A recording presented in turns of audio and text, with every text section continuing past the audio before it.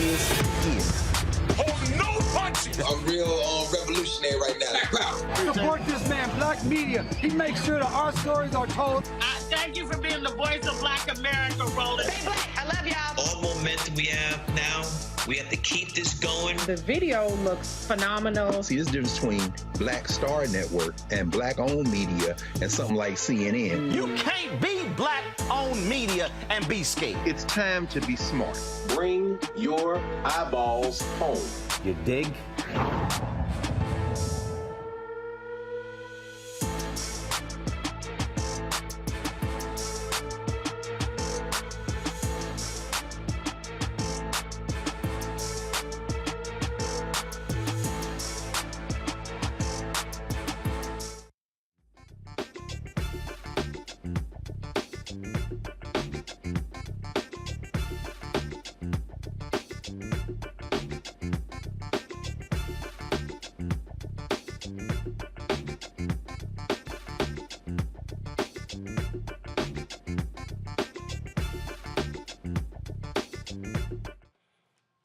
Folks, today is Wednesday, May 11, 2022. Coming up on Roland Martin Unfiltered, streaming live on the Black Star Network. Another black man killed by police officer. This time in Houston, when an officer with a history of excessive force shoots a black man as he flees. We'll talk to the family and their attorney, Ben Crump, who is demanding the body cam footage be released. The congressional map approved by Florida Republican Governor Ron DeSantis has been deemed unconstitutional by a Republican-appointed judge because it dismantles black districts. We'll talk with a Florida. First of all, it also says that black people cannot choose their own representative, as what the judge ruled. As we look at last night's midterm primaries in Nebraska and West Virginia, we'll examine who is being classified as working-class voters and how candidates neglect people of color. We'll chat with author Tim Wise. Also, the United States Senate does not move forward with a bill codifying Roe v. Wade. Yes, Senator Joe Manchin did not vote with the Democrats. And the case of a black Texas woman is sentenced to 5 years in prison for illegal voting is getting reviewed. Her attorney will give us an update. Also, I was in Miami at the F1 Miami Grand Prix over the weekend with the first black driver in the Indianapolis 500. Willy T. Ribbs will join us tonight to talk about the work that he is doing in F1. Plus, in our Tech Talk segment, an app is used to keep tabs on your kids, keeping truancy down. Y'all don't want to miss that. It's time to bring the funk on Roland Martin Unfiltered on the Black Star Network. Let's go. He's got it. Whatever the miss, he's on it. Whatever it is, he's got the scoop, the fact, the find. And when it breaks, he's right on time and it's rolling. Best believe he's knowing. Putting it down from sports to news to politics. With entertainment just for kicks, he's rolling. It's on Go, roll, y'all. It's Roland Martin, yeah. Rolling with Roland now. He's funky, he's fresh, he's real, the best, you know he's Roland Martin now.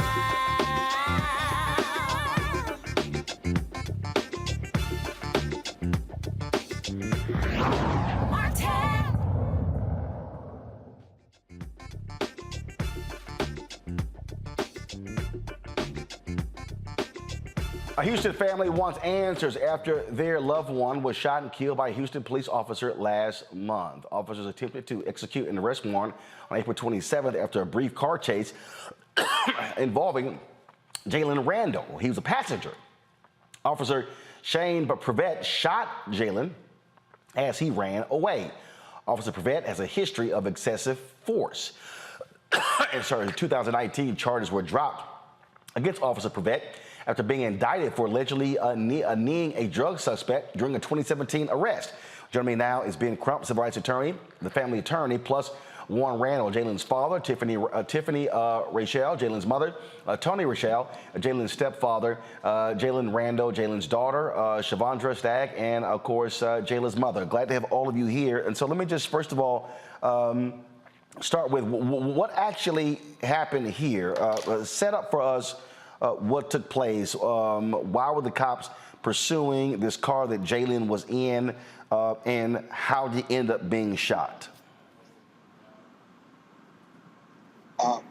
Roland, do you want me to go? Sure, go ahead. Okay, thank you so much for having us, Roland. And this is heartbreaking for his family.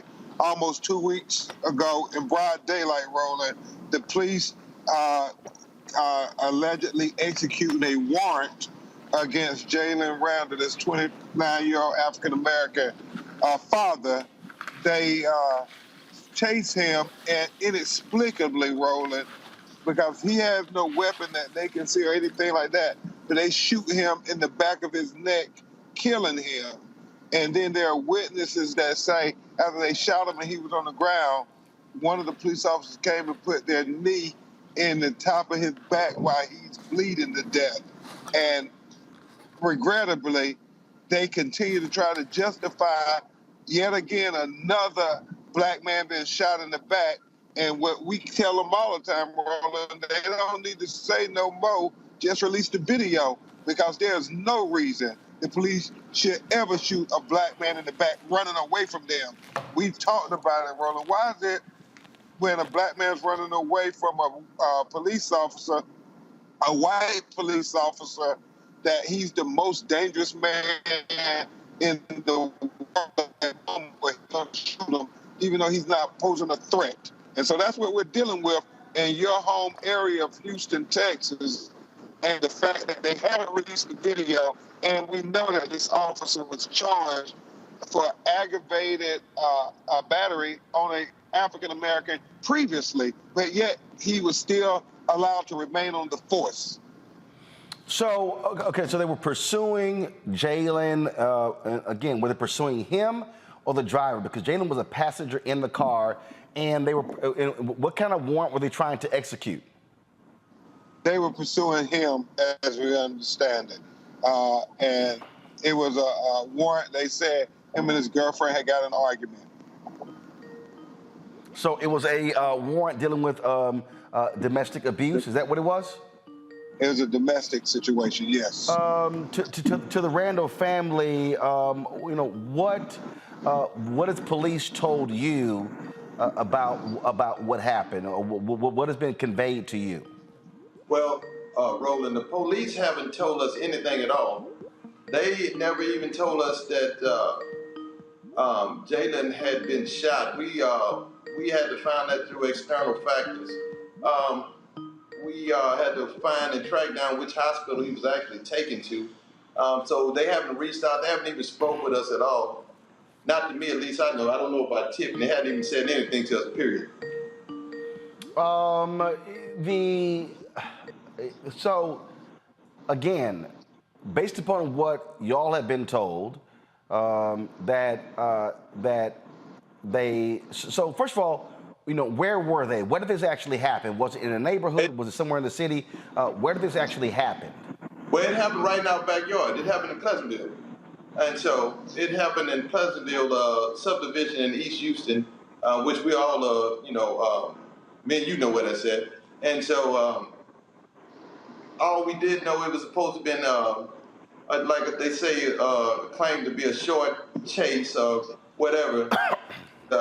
They said that Jalen got out the car, and all we know, as soon as he set feet on the ground, he was shot in the back of the neck by one officer only. So it seems to be, in most of these situations, if it was a threat, more than one officer would feel it was a threat. And why did only one person shoot? And why was that the one with past previous abuse issues? So, but is there any kind of police report? Are they saying they saw Jalen brandish a gun? What are they actually saying was the cause, the reason why shots were fired?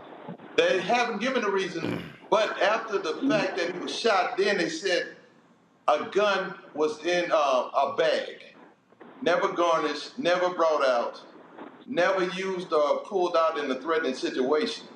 So that's the only thing that we've been told. We've really been just in awe. We don't know what's going on because we haven't spoken to anyone, none of their spokesmen, none of their,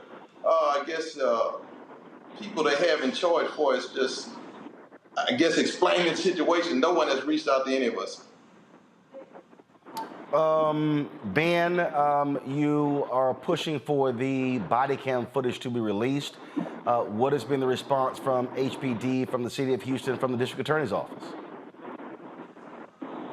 You know, it's nothing. Today, Roland, we released the findings of our independent autopsy to prove scientifically what we long suspected, since HPD didn't tell the family anything, but obviously they saw the body and where it appeared to be from the neck. But Dr. Adami gave us his autopsy findings and said, no, it was absolute from the back to the front. So he was clearly running away from them. That was what we proved, and that hopefully will put greater pressure on Houston Police Department to release the video. They say they're going to release it in a month or so. And this is just mystifying to us, Roland. If you got a video, all the police officers got body camera, why does it take so long to do an investigation and release the video so you can build trust with the community by being transparent? We all know he's been shot in the back. Why are you going to delay it? But that's what they continue to do over and over again. The only thing I can think of, Roland Martin, and, you know, Attorney Monique Presley and I, we talk about it all the time. They're trying to get their story together to justify the unjustifiable actions of this police officer, because there is nothing they can say to tell us we didn't see what we saw when they released that video and shows Tiffany and Mr. Randall's son being shot from behind. Nothing they can say. And George Floyd 2-year mark is May 25th. We want that video released before May 25th. Final comment from the Randall family. Tiffany? Your final comments yet? Well, the final thing we want, Roland, is justice, transparency, and we want to bring light to situations that are occurring in this country. Like I said earlier in the speech that we had, you know, you have all these money being allocated to the war in Ukraine and the border situation. We fight every day to live good, healthy lives in our own community, and we don't seem to be able to get any help, any understanding. They keep putting people within our community that know nothing about our community, which causes some type of and distrust, I guess, that they have with us. But we need better policing. We need policemen. We need more of our own policemen to represent us in the community. We just want to bring the light and have justice for Jalen. That's what we want, Roland. All right. Well, let me thank all of you, Attorney Ben Crump as well. Thanks a lot for joining us. Thank you. Thank you, Roland Martin. I want to bring in my panel up for today, and Scott Bolden, a former chair of National Bar Association Political Action Committee attorney here in D.C., Tanya Washington Hicks, professor, Georgia State University College of Law, Monique Presley, legal analyst, crisis manager. Glad to have the three of you. What immediately jumps out, Scott, is when we see these cases repeatedly, police shooting someone who's fleeing. And we don't know fully what happened here because we don't have the body cam footage. But again, it's one of those things, if you know where someone lives, and if someone has not brandished a weapon or threatened your life, why are cops still shooting people in the back or from behind when they're running away? Because they don't care. That's why. It keeps happening over and over again. You would think, Roland, that the police department and training and these officers would get really smart. I mean, it's been like several years when we have the iPhone cameras and what have you. And you can see where the lawsuits, the criminal prosecutions have had zero impact on these cases. I could shut my eyes, listen to that interview you just did, and put Philander Castile or Laquan McDonald, and I could just pick a name and put it to that interview. Whether I'm right or wrong, the fact is my eyes were closed, and it's still bad police misconduct. And this officer has another prior charge against him. They don't see us, so it keeps happening. But it's really the dumbest thing I've ever seen, that there's been no positive impact by now. And the camera and the footage, as Ben said, is to get their story together, but they'll tell you these like race neutral and administrative neutral reasons why the footage isn't available. Well, it's got to be reviewed. We've got to make sure the technology was working the right way. And then it's got to go through several channels of review and what have you by higher ups and what have you. And it's all nonsense. There's nothing more powerful as a piece of evidence for or against a defendant or the police than the actual video footage. All we have to do is look at it and we can reach our own determination. They fear that transparency, though. And so this is going to take some time. But I hope one day that you never have to report on another young black kid or male or female being shot by the police. One day that's going to happen. And I hope it happens sooner than later, because the killing fields of America are littered with black men and black women at the hands of a police force. Monique, you always hear these people say, well, why don't you just comply? Why do you flee? Why do you run away? But it still goes to, if you're police officers, you know, you're shooting at somebody run away. We've seen examples in Philadelphia where they shot someone who wasn't even involved when somebody was attempting to flee. And again, if you know who the person is, you know where they live, you can wait another day to arrest them. Okay, you're going to be able to find them, but now he's dead because he was trying to flee, and you shoot him in the back. Right. APO, resisting arrest, is a crime. APO, assault on a police officer, that's a crime. Failure to follow police orders, if the orders are lawful, that's a crime. Those are all, in most jurisdictions, misdemeanors. They're not even felonies. They're not punishable by death. Piss a cop off is not a crime, and apparently piss a cop off is being punished by death. 2 people in the back of the neck, in the back of the head, in the middle of their torso. And Houston, I got a bone to pick with you. I love being able to go home. Lord knows I do, but not because it's funerals, not because you keep shooting black men and black women. HISD and Baytown ISD, Baytown Police Department, Houston Police Department, and Lamarck Police Department, the Joshua Feast case, that's another shot in the back without being armed.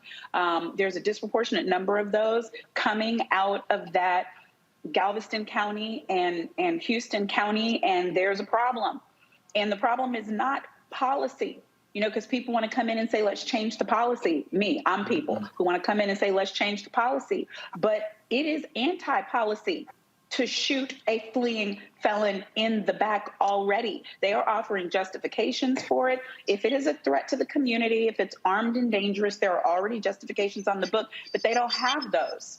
So that's why we end up waiting for body cam footage, as Scott said, so people can get stories together, so that they can invent things like furtive gestures and fear of something that was going to happen next. I thought I saw them turning around. They wait, they break down the footage, they break it down into little bitty parts, they slow it down, they speed it up, they come up with a story, and then they give us a story because there aren't enough witnesses. If there were witnesses with cameras, we'd already have the footage by now, because they wouldn't have this time. They wouldn't have this delay. So fraternal order of police, a pox on your house. Houston Police Department, get your act together. Where is Acevedo when we need him? He need to be an expert on your show, Roland, to tell the truth about these folks. He don't work there no more. Give up the goods. He's following me right now. I'm about to tag him in this post. Enough. And it happens, and it's not just one city, Tanya. It's repeated cities, and again, cops get no bill, all good. People say justified, and again, you go, if somebody's running away, you yell, don't worry about it, we're gonna catch you. I'm sorry, death should not be the ultimate sentence. Not for an arrest warrant for domestic violence. Yeah, and you asked, Roland, why does this keep happening? It keeps happening because Black lives don't matter. I mean, that's the bottom line. This person was posing no threat. The gun was in the bag, which they could not have known until after they killed him. I would wager if that video, the body cam footage showed that he did something, we'd already have it. And so, you know, this post hoc attempt at justifying another incident of unjustified killing of a Black person, unfortunately, is part of the course. And I mean, as Monique said, Houston, we have a problem.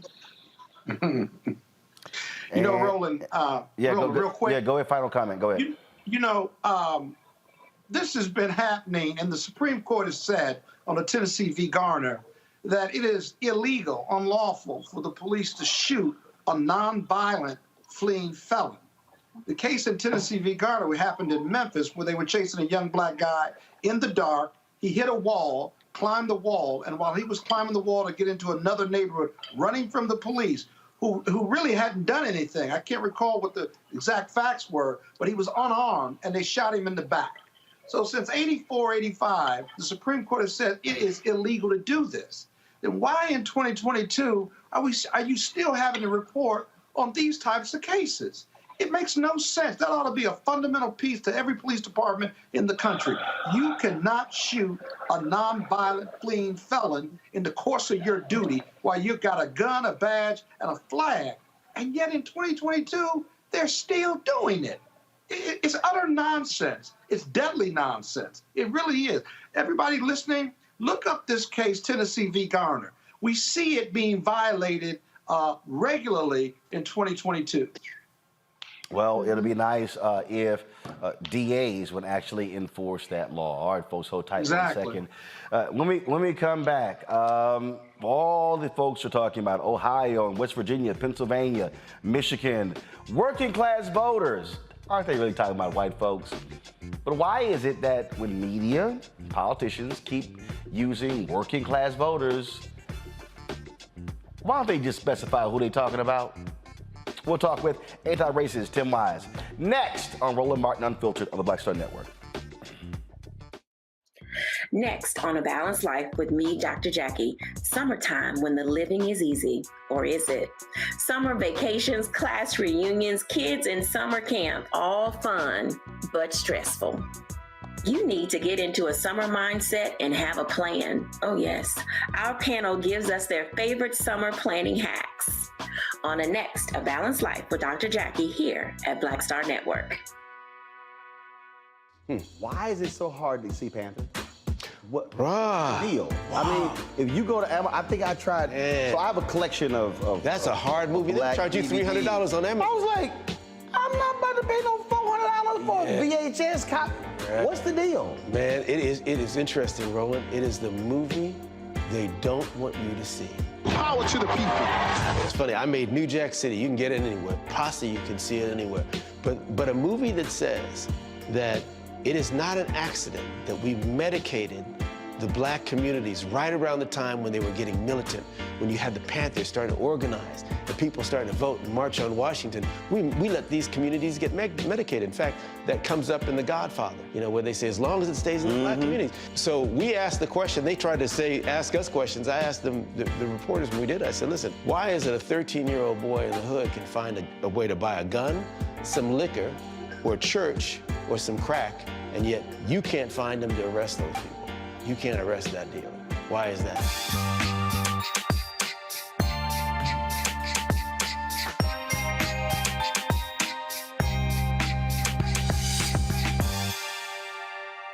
Yo, what's up? This your boy Ice Cube. What's up? I'm Lance Gross, and you're watching Roland Martin Unfiltered.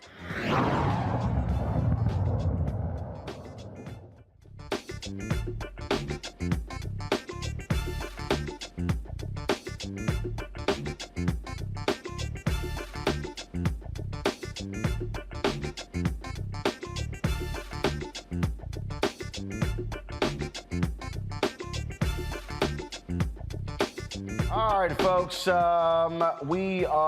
Number of primaries took place last night. Nebraska, West Virginia, choosing Democratic and Republican candidates. In Nebraska, the guy who Donald Trump wanted, he lost. You also had West Virginia, where you had a person running for Congress there who believed the January 6th and the whole big lie. Well, he won as well. So that's what we expect. Okay, the Republican Party is all about Donald Trump. But what's interesting is when you see all of these different stories that are being done, it's, oh my goodness, what are Democrats going to do about the working class voter? Why are these working class voters, why are they not supporting Democrats? But the working class is. Oh, I'm sorry, but when you say white, well, then that changes the whole conversation. And this has been going on for a number of years, and part of it is because media doesn't even want to actually identify white voters. It's as if they just don't have, it's not possible. Often Tim Wise was tweeting about this, and I saw it. He often has talked about this. Of course, he has his book, Dispatches from the Race War, among other books that he has authored. Glad to have him back on the show. So, Tim, this is the thing. It is as if media just cannot say white people. They just can't say it. I mean, excellent as saying black voters and Latino voters and Asian voters. They cannot just say, when they're talking about, when you hear candidates say the working class, they ain't talking about black and brown people. Right. And it's not just the media. I mean, politicians, including Democratic Party politicians and consultants, have a long history of doing this too. And not just sort of mainstream corporatist Democrats, but Bernie Sanders often conflated the working class with white folks. When he would speak of the working class, and when a lot of folks do, they have this 1930s New Deal labor union imagery of guys on the factory floor or, up 100 stories on the girders building the buildings in New York. The majority of the working class today in 2022 are black and brown, disproportionately women. They are not factory workers. It doesn't look like 50 and 60 years ago. So it's very important for us to specify what we mean. The reason, it's not just an academic point, right? If you define the working class as being the same as white, then it leads to different types of strategies than if you have an understanding that the working class is multicultural and some of it's already with you. The black and brown portion of it, definitely overwhelmingly with the Democratic Party, the white portion not, which tells you what? It tells you that the problem isn't a class issue per se, right? That it isn't about, well, you just need to talk about economics more, because clearly black and brown folks are either getting the economic message of Democrats already, that they are, the party that at least is trying to do something for working people, or those black and brown folks realize, well, maybe they're not that great on those issues, but they're better on these things. But either way, what it tells you is a simple, what do they call it, kitchen table issue approach isn't going to get those white voters, because if that's all it took, they'd be there right now with black and brown folks, just like in 2016 when folks said it's economic anxiety driving people to Donald Trump. If that were true, black folks would have voted for Donald Trump in record numbers because they had the greatest economic anxiety or economic pain, but they didn't. So what is it that white folks aren't getting that black and brown folks are? Or what is it that the Trumpist Republican Party offers to those white people that the Democratic Party doesn't? And the reality is the answer is racial scapegoating. The answer is cultural anxiety. The answer is all this great replacement nonsense. How does the Democratic Party respond to that? You can't respond to it by ignoring it, by acting like, oh, we can't talk about that because they'll call it identity politics. We can't talk about racism. We can't talk about xenophobia. We can. We have to talk about it smart. We have to talk about it the way Ian Haney Lopez, brilliant political scientist, talks about it in his race class narrative project stuff that he's working on right now. You can talk about racism and you can talk about class, but you got to discuss those together, because there's a reason that black and brown working class people can seem to recognize their class interests, and these working class white folks are just voting. They'll tell you. There was a story in the Washington Post a couple years ago. They asked these working class white folks in PA, has Donald Trump brought you new jobs, 2 years in? Had any new jobs, any new factories? And these Pennsylvania white folks in central PA were like, nah, but he really stuck it to those ball players. When they took a knee, he really stuck it to them. they're not voting on their health care. They're not voting on their wages. They're not voting on the quality of their schools. They're voting on how can we blame black and brown people for the mess that we're in. And the Democratic Party better figure out how to respond to that scapegoating other than saying, well, if you vote for us, we'll get you broadband internet. Right. Nobody's here. And this is precisely, I mean, what you just laid out is literally, my book drops in September. It's called White Fear, How the Browning of America is Making White Folks Lose Their Minds. And that's really what this is all about. It is not about,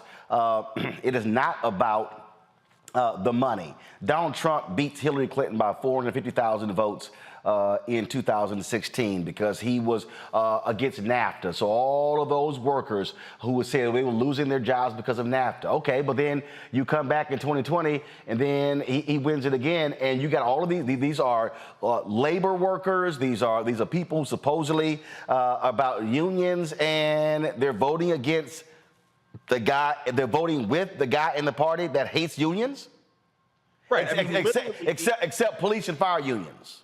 Right. The only piece of legislative success that Donald Trump had as president, the only thing he really accomplished that wasn't some random executive order, which was usually about a culture war subject, or the courts, packing the courts, was what? A tax cut for incredibly wealthy individuals and corporations. It wasn't a tax cut for working class people whose taxes have either remained flat or in some cases gone up over the last several years, but they still voted for him. So it's very obvious that it isn't that. That's not to say Democrats shouldn't talk about economic issues. They absolutely should, but they should be talking about it in a way that says, you know, there's a reason that we don't have good, universal, affordable health care for everyone. You know what the reason is? Because they keep telling you that if you get that, those brown people are going to cheat the system. Those brown people are going to take advantage. That's what they're being told. We need to actually be pointing out the scapegoating and saying the reason we can't have nice things is because these folks over here are lying to you about who's to blame for the fact that you ain't got nice things already.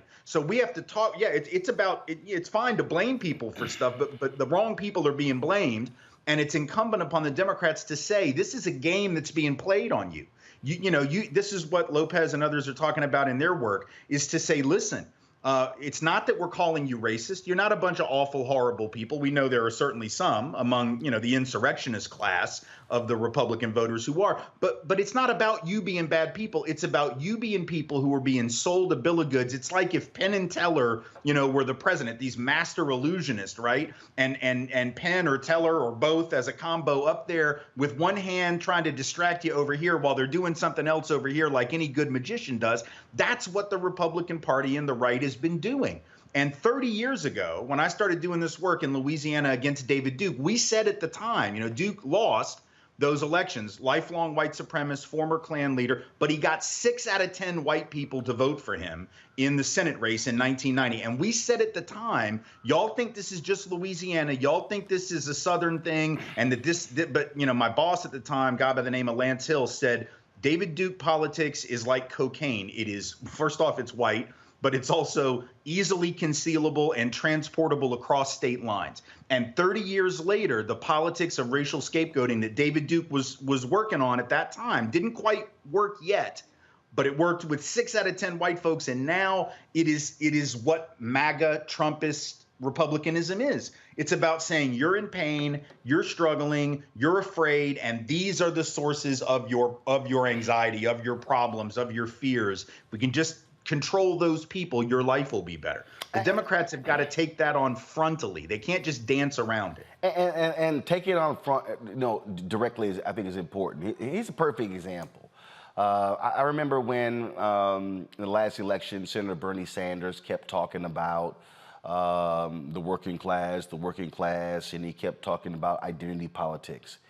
And I sent one of his people a text message saying, I said, if Bernie Sanders talks about this one more time, I'm going to bust his ass publicly. And so one of his guys were like, he sets a meeting up with me and Senator Sanders. So I meet him in his office. I tell him point blank, I said, man, don't you understand that when you're talking about identity politics, you're frankly speaking the language of the right? And I said, and I'm telling you, I said, that's what they were saying about John Lewis and the SNCC workers and black people. When you're fighting for civil rights, identity politics. I said, so you better be damn careful. I told him point blank. And I said, Senator Sanders, you need to be going talking to white people about identity politics. I said the same thing to Senator Elizabeth Warren. And I'm like, y'all gonna talk about it to white people. And so, but here's another example. So President Joe Biden and his team dropped this video today when he met with Chris Smalls and the Amazon workers out of New York. So watch this. Trouble, man. You're my kind of trouble. Congratulations, man. I got in a little trouble by it. You may recall I was saying I'm looking forward to them being organized. Yeah, well, but you got it done in one place. Yeah. Let's not stop. That's right. All right, and that's great. He met with Chris Small and those workers. But Reverend Barber and Reverend Liz Theo Harris of the Poor People's Campaign, they have been trying for more than a year to sit down, have a meeting with President Biden and Vice President Harris, to not just with those two, but with actual poor and low-wage workers, people that I had on the show last week. And the White House and his team have refused to actually schedule the meeting. Now, they're coming here June 18th, and I'm sitting here going, a third of all voters in America are poor and low-wage workers. Hello, if you want to win in November, how about you meet with them, not just folks who got, and again, the work that they did getting that union at the Amazon place in New York, that's great. But what the hell is taking so long? The GOP ain't gonna meet with them. Right. Well, my guess is that there's a willingness, and again, all credit due to that union work that they've been doing there. It's fantastic. We've seen the same kind of thing happening at Starbucks. We're seeing it at Amazon. We're seeing a lot of really amazing labor work. Point being, disproportionately being led by black and brown workers. Very important to point that out, right? Again, the working class, very different than what it is in sort of the Bernie Sanders 1930s factory floor, New Deal kind of imagery. So it's great what they're doing, but the problem with that is, I think, at least in part, the willingness to meet with the Amazon folk is, Amazon's easy to beat up on. The right doesn't like Amazon because it's Jeff Bezos and he owns the Post. Right. And he's looked at as a liberal. So I think they feel that that's safe. Well, we can meet with the people that are unionizing Amazon because sort of everybody hates Amazon for different reasons. Right. Like the left feels this way about them. The right feels this way about them. But if you meet with Reverend Barber, oh, well, that's different. If you meet with poor folks and working class folks more broadly, not just in one particular company that it's easy to beat up on, then that's going to send a more dangerous message. They better wake up from that. And they better start to realize that unless they are prepared to talk about the intersection of issues of race and class and gender, because now this attack on reproductive freedom and bodily autonomy, it's all part of the same thing.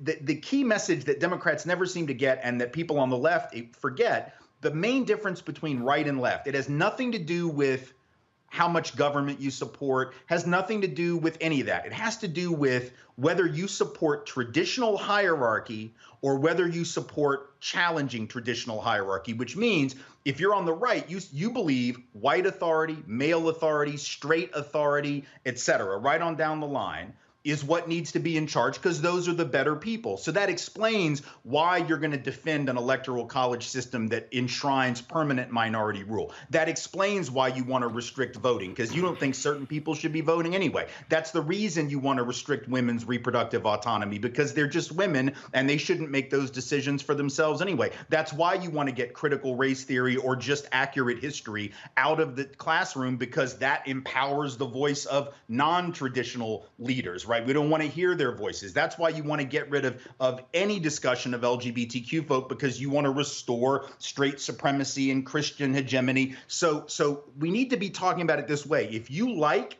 traditional authority and you think that works well for you, by all means, you should be a Republican. But if you're poor, if you're working class, if you're struggling to put your kid through college or pay for your health care, then by definition, traditional authority ain't working for you. Right. So even if you have a disagreement with certain people in the left or progressive coalition about some issue that touches on something that you care about religiously or whatever else, like you need to remember traditional hierarchy has never worked for poor people. Traditional hierarchy has never worked for working class people. Traditional hierarchy works for itself. And the Republican Party is supporting all of those traditional hierarchies. And the Democrats need to be speaking about that as a problem, right? That traditional authority and traditional hierarchy hadn't been serving us very well. And I think they're afraid to do that because, again, so much of their money comes from wealthy folks. And so, you know, they've sort of thrown in with a lot of corporate folks over the years, and that's gotten them in trouble and made it very difficult for them to bring this message. But they better do it, because that's what really separates the two sides, is essentially whose side are you on, the top or the bottom, right? And the bottom, whether it's a race hierarchy, a class hierarchy, a gender hierarchy, a sexual hierarchy, a religious hierarchy, the bottom, right, is getting shafted every single time that we continue to return those people to power. Tanya, question or comment? I agree with Professor Wise. We need to highlight that the shared experience of all of those folks at the bottom is, you know, a lack of resources, a lack of health care, a lack of a livable wage, and focus on what is not happening because white, straight, male, educated folks are in charge. Part of the reason that they don't refer to Black people when they're referring to the working class is because they don't want to refer to Black and brown folks as working. Exactly. Right? That challenges this whole idea that we're just sucking off of the system. And, right. You know, I agree that the Democrats need to have a better strategy. We can't just say we're not them. We need to point out some realities. The realities exist. We just need to point out who's responsible for them. Right. Monique?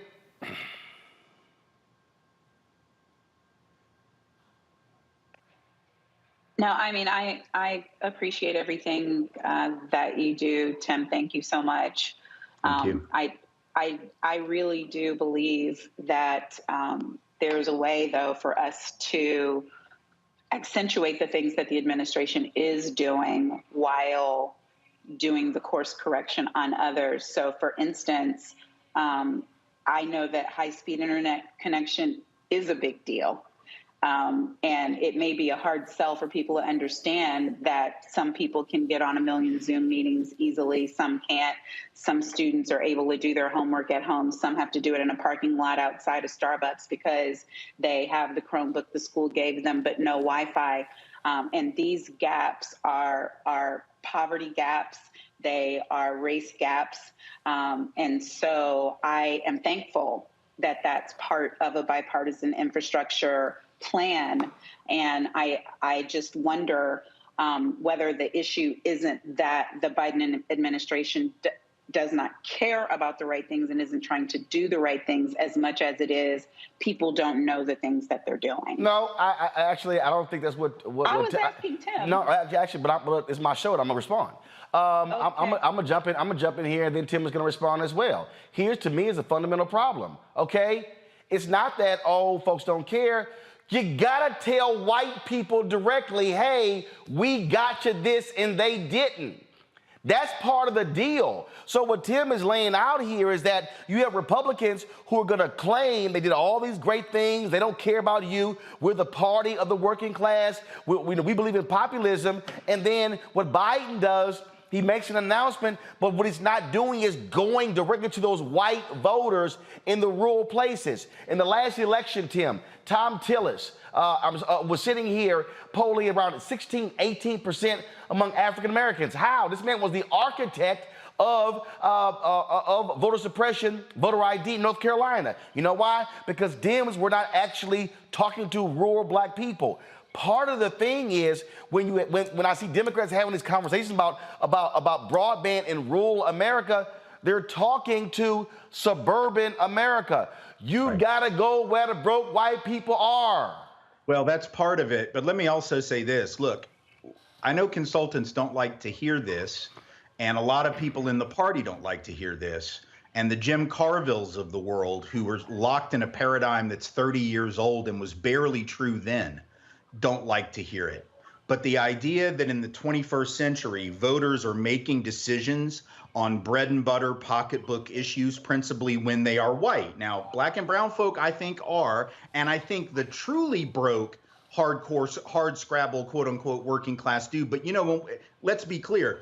The white folks that are the biggest problem are sort of that upper working, lower middle, sort of anxious middle. These are not the January 6th insurrectionists were not a bunch of rural working class people. They were white folks with incomes at or above the median, often 10, 20,000 above the median in this country. They were disproportionate. The one thing that linked them was coming from communities where there had been an uptick in the number of brown people or black people. That was the number one determiner of whether a geographic locale sent insurrectionists to the Capitol. It wasn't their economic position. It wasn't if they had internet or not. It wasn't if they had good health care. It wasn't if their wages had gone down. It wasn't gas prices. It wasn't any of that. It was, are there more brown people here than there were in 2012? And if the answer was yes by a significant number, that is what predicted insurrection. So we can talk about all these things as good policy. ACA was good, inadequate, but good policy. Broadband internet, good policy. But as a political sales tool, I know of zero evidence that says anyone is going to go to the polls and vote for a Democrat who wasn't already likely to do that because of broadband internet. I don't know of any evidence. If there is research that says this moves the needle, then it needs to be presented, because I've looked for it. I can't find it. Partisanship is overwhelmingly negative right now, which means we have got to talk about really big issues, and we've got to enter into that culture war. You can't skip around the culture war. You have to point out that the culture war is a distraction. You have to call it what it is. It is a scapegoating tactic used by magicians to keep you from realizing what they're actually doing. And the good thing about that approach is, it's, you know, a lot of people like the Bernie Sanderses of the world want to beat up on the millionaires and the billionaires. Nobody cares about the millionaires and the billionaires except for the fact that they're not won yet. Right. So I mean, I happen to think that those are fine targets, but your average white dude out there does not care. What he will beat up on is a politician or a media person, because they don't trust them. So the argument should be these politicians and these media folk are leading you astray, making you fear brown people, making you angry at black ball players, making you angry at whatever, right? Thinking that they're the reason that your life sucks. And the reality is they're the reason that your life sucks. Those politicians and those media folks that don't want to tell you the truth. Anybody can be steered to that a lot easier than they can be like, you know, I mean, I don't happen to like Elon Musk, but most people, for whatever reason, think he's a genius because he wants to colonize Mars and buy everything. Like, so you can beat up on Musk. I think that's fun, but it's not going to work the way it would if we would talk about politicians scapegoating, politicians distracting us, right, as opposed to sort of an old school class politics, which just says it's about, you know, like the elite versus everyone else. That's an important message, but I just don't think that works right now. And I don't think this look at all we've done for you thing works right now, because folks are in a mode where they are going to focus on this sense of loss. The research on this says that people are far more likely to mobilize politically to defend against loss than they are to gain something. So if the Democrats say, if you vote for us, you'll get X, Y, or Z, but the other side says, if you don't vote for us, they'll take X, Y, and Z from you, Republicans win every time. The idea that you can get them to mobilize because they'll get this job or this wage or Green New Deal or whatever doesn't work. No evidence says it works. People mobilize to defend against the thing they already have. And that's what they're being told is being taken by immigrants, taken by affirmative action, taken by people, you know, using up taxpayer dollars, taken by the LGBTQ folks who are trying to recruit their kids. That is the threat mechanism and the threat mobilization that the Democrats have not figured out how to respond to. And so it's about the Democrats saying, no, you're right. You're in real danger. Right? People are, in fact, trying to hurt you, but it's not them, right? The people that are trying to hurt you are these other folks over here, and they're doing it while distracting you with all these shiny baubles that, you know, get your attention. Scott? Yeah, you know, this was a lot to unpack, Professor. I don't disagree with anything you've said. I would offer a friendly amendment that really has no resolution, and that is this. How do you get, if the Democrats do everything that you say they should be doing, messaging or otherwise, there's a big gap there in whether you can convince white folks who are Trumpsters to believe the Democrats. and to believe that it's worth trusting them when they are the party of black and brown and gay folks. I think it comes down to race, period. And I know you say it a lot of different ways, but fundamentally it may be cultural, but it's rooted in race and white people not wanting to be affiliated. And I think you said this in regard to the Democratic Party and what they represent. I use for an example the ACA, right? Obamacare, if you will. It helped insure 50 million people, majority of them poor and white, I would argue. And yet they would say they would never vote for Obama, but it gave them health care. And so Democrats went to them and said, this is the health care that you're receiving right now from Obama. And those 10 poor states that are in the South that get more federal aid than ever, they're still voting for Republicans who are against entitlements. They voted against Barack Obama, even though he gave them health care, and the messaging was clear to them that this came from Obamacare. No, they rejected Obamacare and said, but I want American Health Care Act. No, they didn't. I think race plays a powerful piece in this, and convincing white people to come back to the Democratic Party or to do away with or walk away from the Republican Party, it's less academic than that. How do you get through to them to convince them to say yes, as opposed to fixing the messaging that probably won't work because Republicans are so much better at it? But Scott, here's one thing. But here's one thing though they didn't do. What you just described, they actually didn't do. They literally did not. They literally did not go to the brokest, whitest parts of the country and say, "Hey, Affordable Care Act.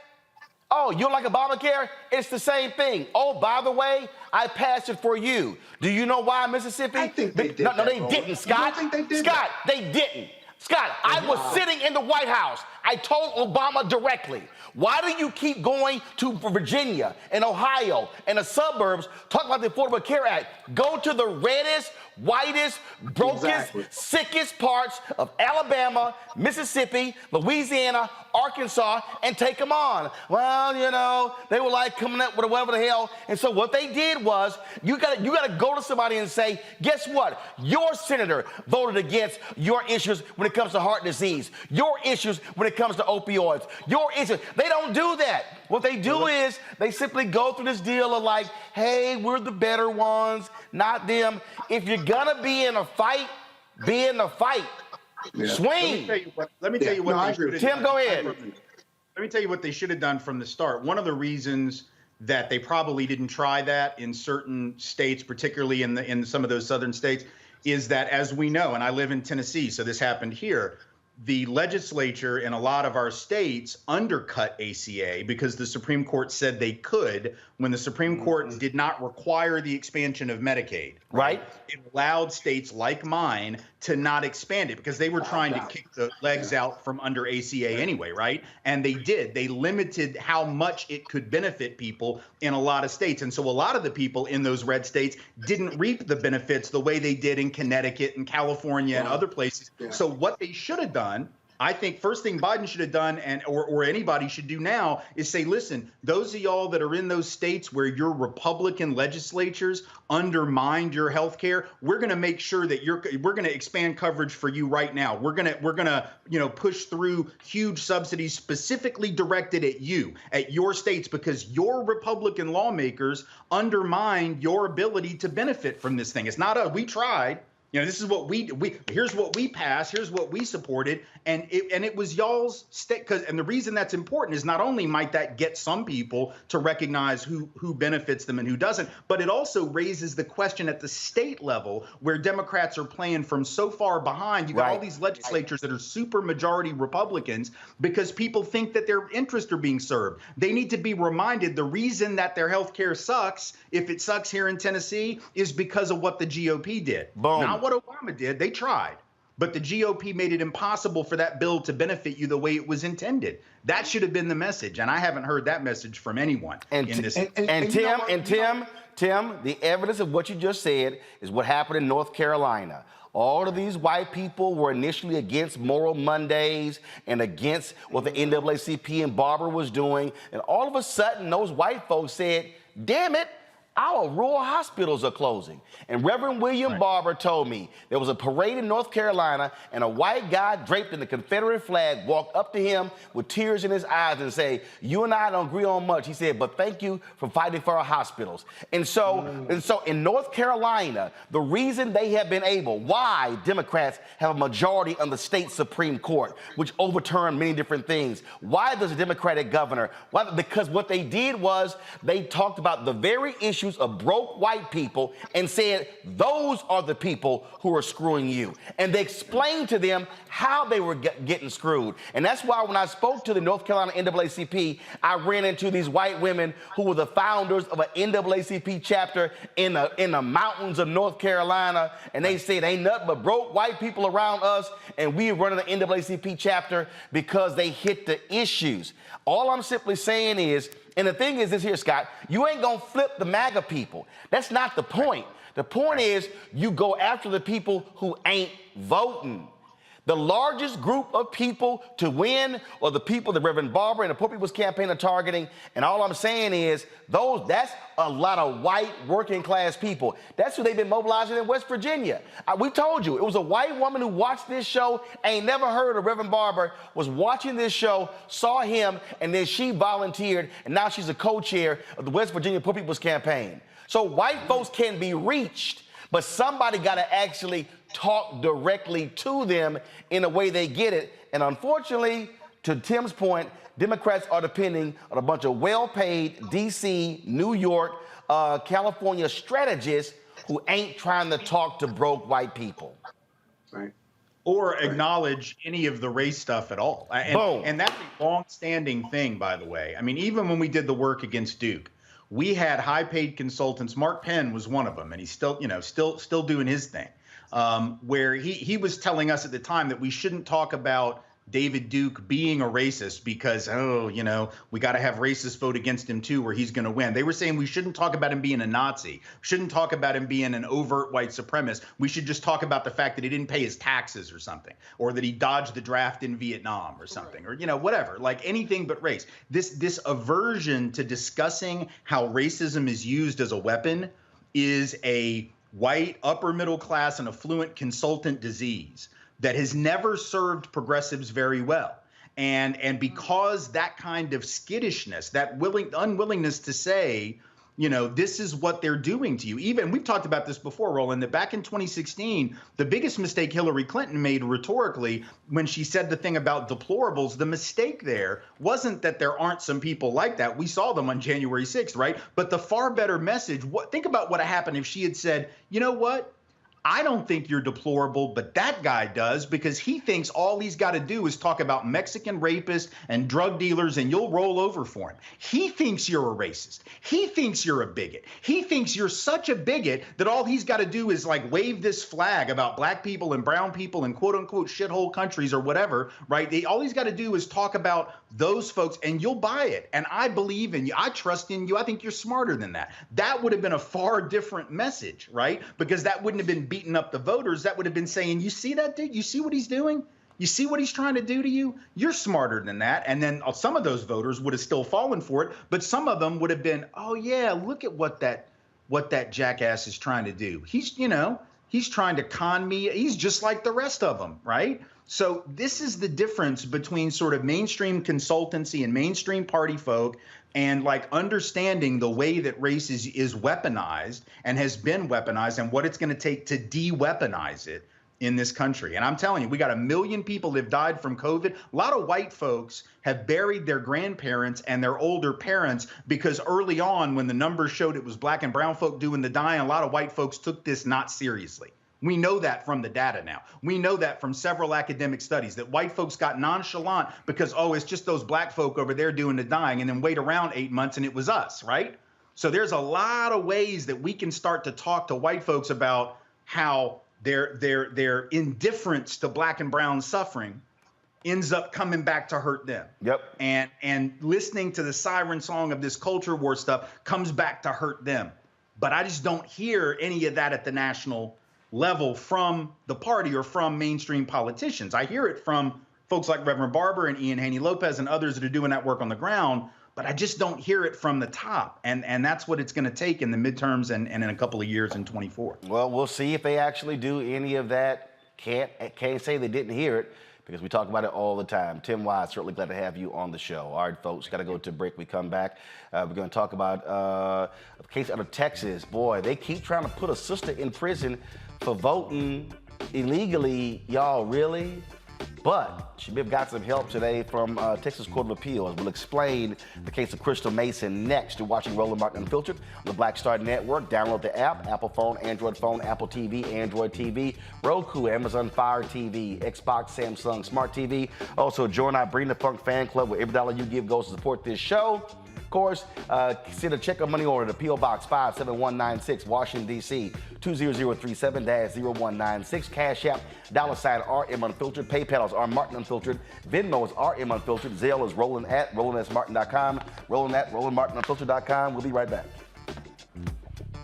On the next Get Wealthy with me, Deborah Owens, America's Wealth Coach, you're going to learn about the silver tsunami, which means that 1 million people are turning 65 every day, and they're going to need some kind of care. You're going to meet two sisters whose situation with their own family led them to start a business in this industry, and now they're showing others. This is our passion, our mission, our purpose, our ministry. That's right here on Get Wealthy, only on Black Star Network. We're all impacted by the culture, whether we know it or not. From politics to music and entertainment, it's a huge part of our lives, and we're going to talk about it every day right here on The Culture with me, Faraji Muhammad, only on the Black Star Network. Next on A Balanced Life with me, Dr. Jackie, summertime when the living is easy, or is it? Summer vacations, class reunions, kids in summer camp, all fun, but stressful. You need to get into a summer mindset and have a plan. Oh yes, our panel gives us their favorite summer planning hacks. On the next A Balanced Life with Dr. Jackie here at Black Star Network. It's Kim Whitley. Yo, what's up? This your boy Ice Cube. Hey, yo, Peace World. What's going on? It's the Love King of R&B, Raheem Devon, and you're watching Roland Martin Unfiltered.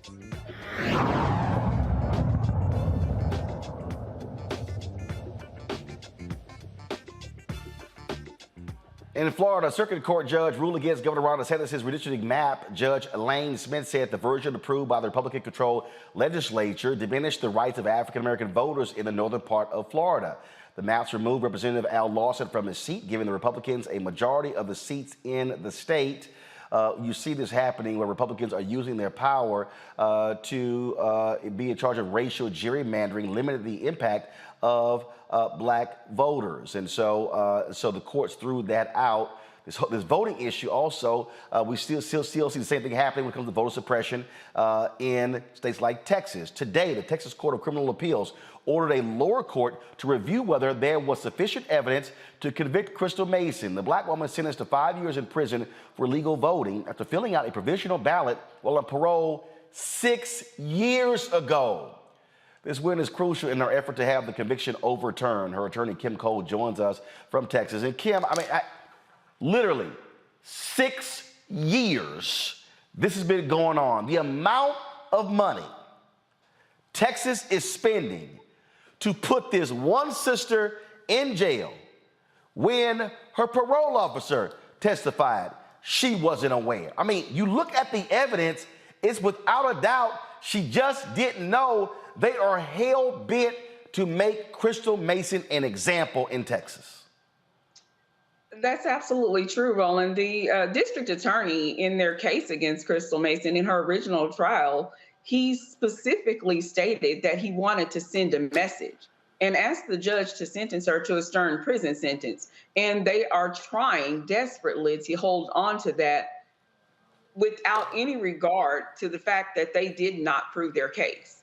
Here in Texas, the election code specifically states that a person commits the offense if the person votes in an election in which the person knows that they are not eligible. Well, here, as you stated, Crystal had no clue that she was not eligible to vote. The state's own witnesses, that brother that was on the stand from the Bureau of Prisons, who was a supervised release officer, he testified, we don't tell them whether or not they can vote. He was the state's witness, and the state also presented county officials who sent letters. I guess they thought this would prove their case. They did send letters to Crystal's home address, but Crystal was in federal prison. She never got those letters. So Crystal, they never proved that Crystal knew that she could not vote, yet she was still convicted. And that's why we're here today. The Second Court of Appeals, because she was sentenced by a judge. There was no jury in this case. There was a judge who knew the key witness, who had actually met with the state's key witness a couple of weeks before Crystal's trial. So that judge found Crystal guilty. He was appointed also, I'll put that in there, a Republican appointee. And he found Crystal guilty. It went to the Second Court of Appeals. And the Second Court of Appeals did some serious legal gymnastics to get around the actual language of the law. The law is clear and unequivocal that a person commits this offense if the person tries to vote or votes in an election that they know they're not eligible. So it's clear that the person has to know. The Second Court of Appeals stated in their opinion, it's irrelevant whether or not Crystal knew that she couldn't vote. The fact that she knew that she was on supervised release is good enough for us. And they upheld her conviction. And that is why today, the Texas Court of Criminal Appeals told the Second Court of Appeals, that ain't it. The law specifically states that the person has to know. And so they told the Second Court of Appeals they need to reevaluate Crystal's case to see if the state actually proved that Crystal knew that she was not eligible to vote. And it is my firm belief that they did not. I mean, the thing that just, again, that is just so crazy is that, my God, this just, it's been going on and on and on. I mean, 6 years. I mean, and for folks who don't know, explain, when you say she was in prison, so she went back to federal prison because of the state conviction, correct? Or something like that? Yes, even before Crystal was convicted, right before the 2018 election, which is why I think all of this was orchestrated, right before the 2018 election, Crystal was sent to federal prison for violating the terms of her supervised release by getting a new criminal charge, which is this voting charge. So you see how circular that was. So they made sure to put her in prison before the 2018 election. She went in September 2018 and served a 10-month sentence. The judge in her federal case violated her supervised release, sentenced her to 10 months in prison, as well as an additional 3 years of supervised release. I just sit here and just look at this and go, man, talk about a complete waste of resources. Look, we certainly appreciate you joining us. Keep us abreast. Hopefully, Kim, man, hopefully this nightmare is going to end soon. It is essentially torture, Roland. I call Crystal every Wednesday. For the past 2 years, I've called her every Wednesday to let her know whether or not she will be free. She has a new grandbaby. She was like, I don't know if I'm going to be able to see my grandbaby off to preschool. And so every Wednesday I call her, and today we got this news, which this is favorable news. However, this isn't the end of it. Yep. Her freedom is still in the balance. And I sincerely hope that the Second Court of Appeals follows their own advice. They said it is not their job to question an unambiguous statute's wisdom, but to rather apply it as it is written. And as the statute is written, Crystal walks free. All right. We certainly appreciate it, Kim. Thanks a lot. Thank you, Roland. I mean, we're going to my panel. This, Tanya, is maddening. I mean, it is. I mean, we have the son of Glenn Youngkin, the governor of Virginia, tried to vote in 2 different locations, the wrong location. He wasn't charged, he wasn't arrested, nothing. We've got you got white folks down in the villages in Florida who knowingly lied, voted for Trump. Fine. Mark Meadows, the chief of staff of Trump, registered to vote in 3 states. 3 states. South Carolina, North Carolina, and Virginia. Ain't nothing here. And these people, I mean, and the crazy, look, I'm from Texas, and you don't even have a sensible Republican stand up and go, why in the hell we wasting all this damn money on this one woman, and we trying to put her in state prison for 5 damn years? This is crazy. Let's call it what it is. It's strategic, okay? Because we don't want certain people voting. It's an intimidation tactic where people will question whether they are eligible to vote and not take the risk because they don't want to end up suffering the same ridiculous fate that this sister is suffering. I mean, she will be in my prayers tonight. This is not how democracy is supposed to work if we actually value voter participation as we say we do. Lord Monique, the woman get convicted, she go back to federal prison, then all of a sudden she get out, losing a house, losing a job, all this sort of stuff. And again, in the trial, her own probation officer testified on the stand and said she wasn't told by anybody she couldn't vote, and it was a provisional ballot. The shit didn't even count.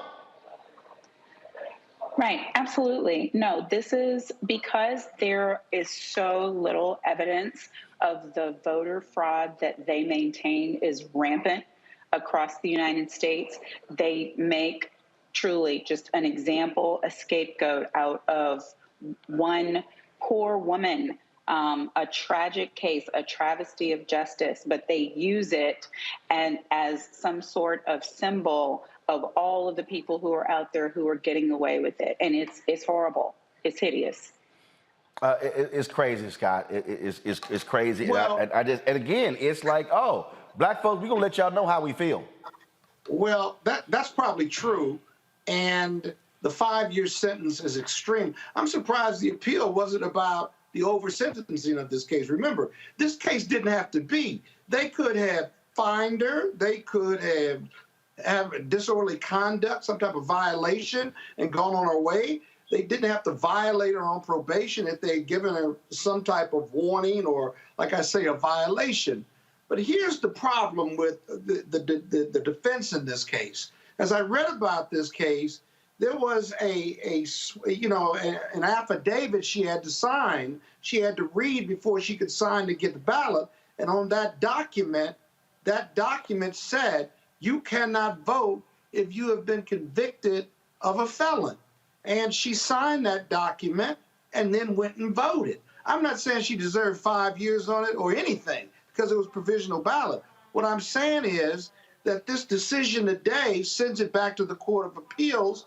Knowledge is a factor, and I don't know how the defense gets around that affidavit that was signed. So I agree with you all, but I'm trying to figure out how you get around that, because if the Court of Appeals upholds it, somebody's got to challenge the extremeness of this sentence. Maybe they have already, I don't know.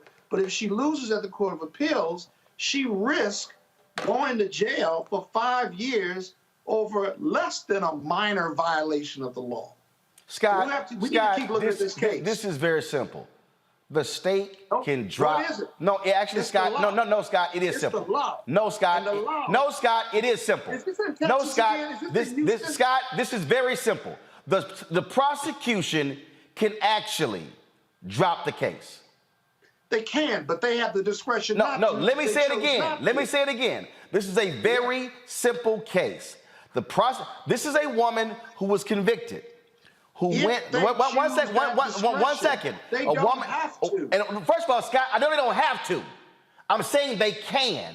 And what I'm saying it is simple. The state can drop it. You would think some DA would go, why in the hell are we spending If I'm looking at resources, why am I spending 6 years on this case? Well, racism costs. Well, hell, I Racism understand that. costs. But what I'm saying is, to Tanya's point, this is all about, we're going to make an example out of this black woman, and we're going to send a signal to all the rest of y'all black people. We're going to do the same. Speaking of making an example, y'all, today, the sheriff in Liberty County, Georgia, William Bowman, this is who he is.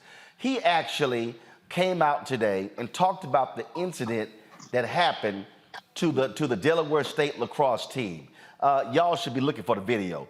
Y'all, the man said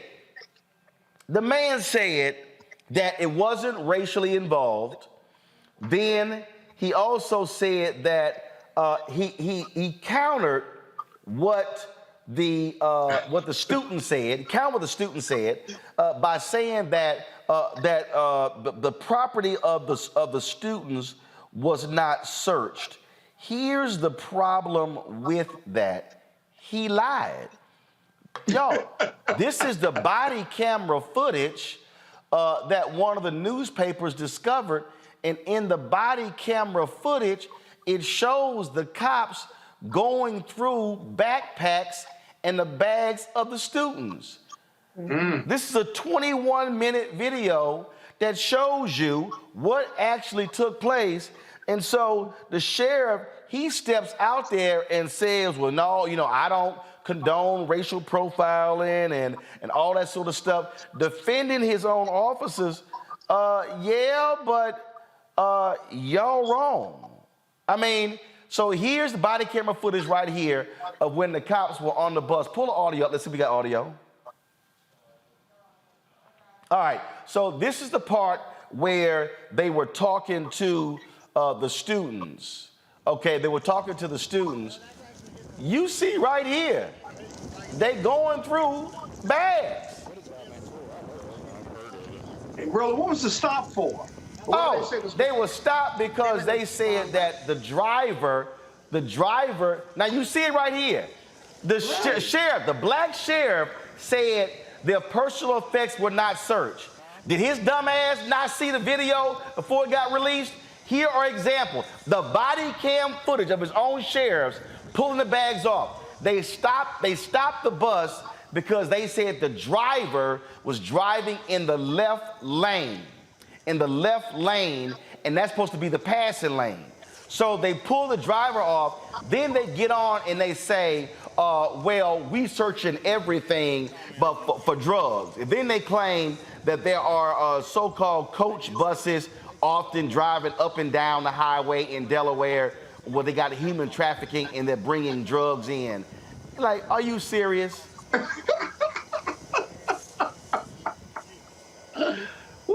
So Tanya, Delaware State is looking at how they're going to respond.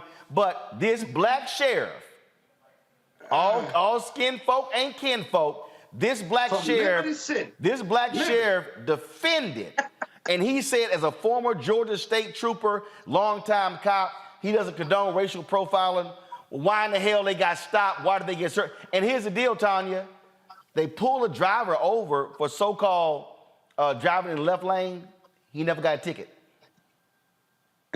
See, I mean, where was the reasonable suspicion that justify searching these people's effects? He is the reason why people do not trust police officers. I mean, when you will tell such a blatant, confirmable lie, right, in defense of officers who are clearly operating on some sort of conclusion based on the race of the people on the bus, do nothing. Now I'm gonna get you real good right here. Right here, they are looking at a package. We had the Delaware State coach on the show on on Monday. And the woman said that was a gift from a student. They actually opened the gift to see what was in it. Roland, my colleague raises a really good question. If the stop was for him driving in the wrong lane, you pull him over and you give him a ticket for wrong lane usage, right? How do you get to the search? Did someone consent to a search? And how do you get to even asking to search the bus full of college kids who are play soccer or lacrosse or whatever? Scott, that was no consent. That was Right. no. They literally said we searching everything. Oh, And there was no consent, and there was no reasonable suspicion for the search. Right. If it's a traffic stop, by the way, all those listening, if you get stopped for a traffic ticket and moving violation, right, the police don't get to search your car simply because they're giving you a ticket. And if they ask, you ought to say no and memorize their badge number, because this is crazy. Look at that. The storage of all of the luggage is open, and they've got it out, and they're looking for drugs. The dangerous part of this is if they were more corrupt, they could plant drugs in one of those packages or suitcases and then charge them. Well, I'll tell you. This reminds me of when Boosie was on when there was an incident. Scott, don't worry about it. You don't know. Okay. When the rapper Boosie was in Mississippi, and they had pulled over his bus, took everybody off. And one of his guys was like, yo, Boosie, the bag is on. And the bag contained about $300,000 worth of jewelry, diamonds, gold, all kind of stuff. So what happened was the cops then claimed, Biloxi, Mississippi, they claimed that no such bag was found. Well, Boosie, one of the guys who he was working with, Hashim Nzinga, who has since passed away, I knew Hashim for a very long time. And so Hashim said that he said, man, Boosie would love to talk to you. So Boosie went on the radio in Mississippi and said, I'm headed right now to talk to Roland Martin in an interview. So we do the interview. Boosie leaves. 10 minutes after they leave, they come back and they say, oh, they found the bag. So all of a sudden, again, so it was a bag of $300,000 worth of jewelry. The cops confiscated it was never booked into evidence. It was never on an evidence report, and they said they had no idea. But it wasn't until Boosie went on the air and said, "I'm headed in Atlanta to go do an interview with Roland Martin," and all of a sudden, when the interview was over, his lawyers got a call. Hey, we found the bag. Well, that's just an innocent mistake. That happens. No big deal. Yeah. But again, folk need to understand what's going on here. So what legally can Delaware State do? Can they sue the department for this wrongful stop? What should they do, Scott? Yeah, they certainly can for violation of their civil rights, unreasonable stops, unreasonable delay, unreasonable search for absolutely no basis whatsoever.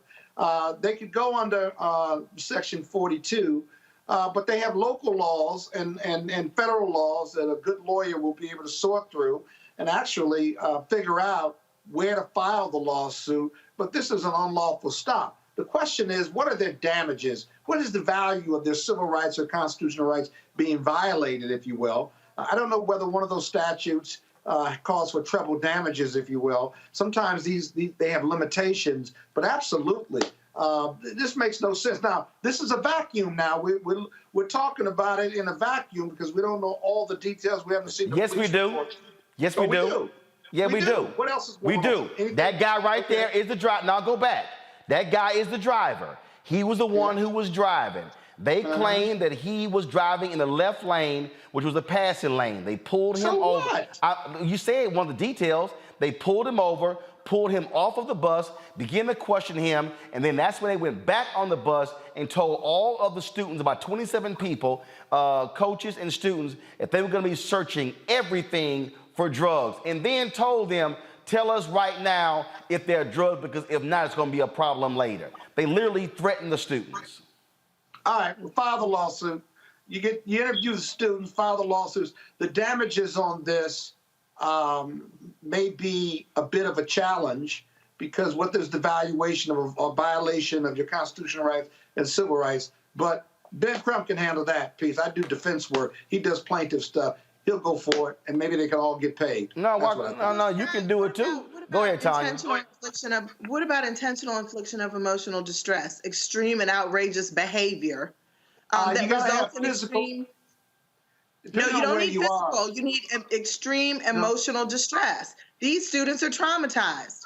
Yeah, I know that. But what I'm telling you, in some jurisdictions, you have to have some type of physical injury. And I thought what we were going to see on the video, where they had handcuffed someone, roughed up someone. They didn't do that.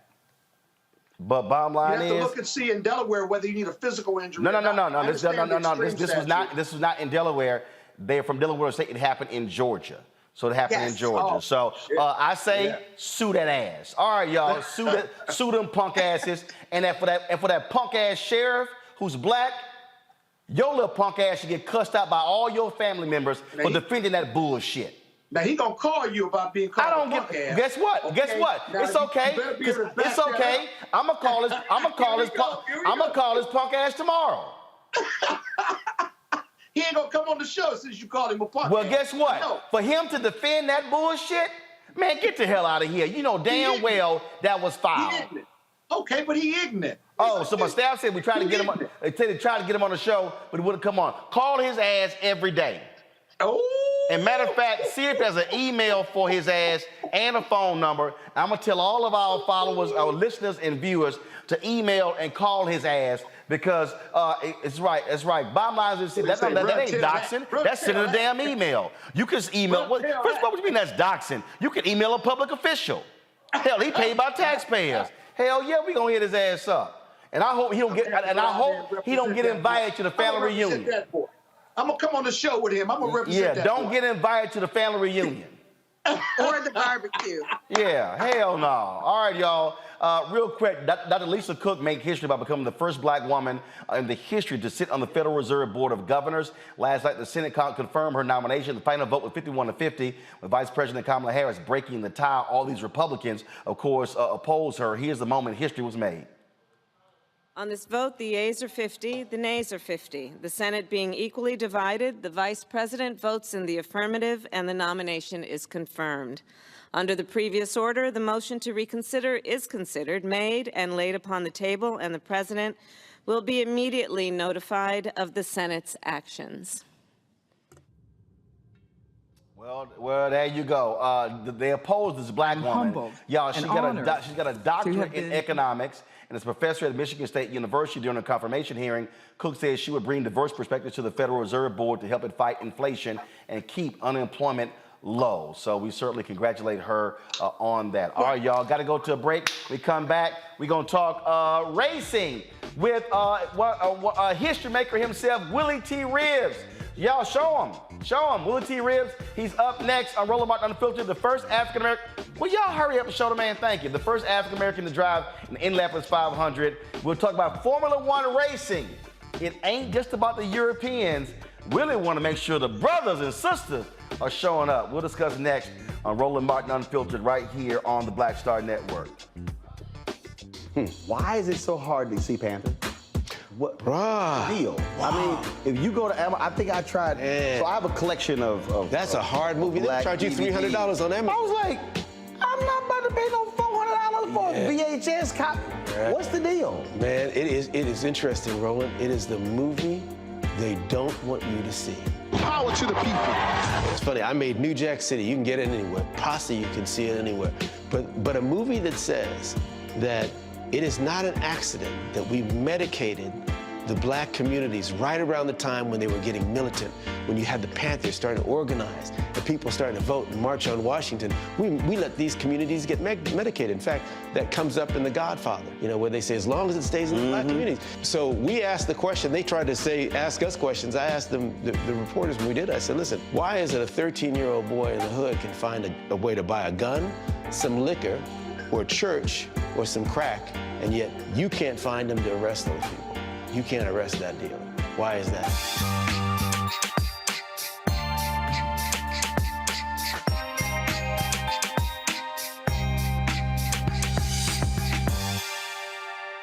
A powerful movement is rising across America.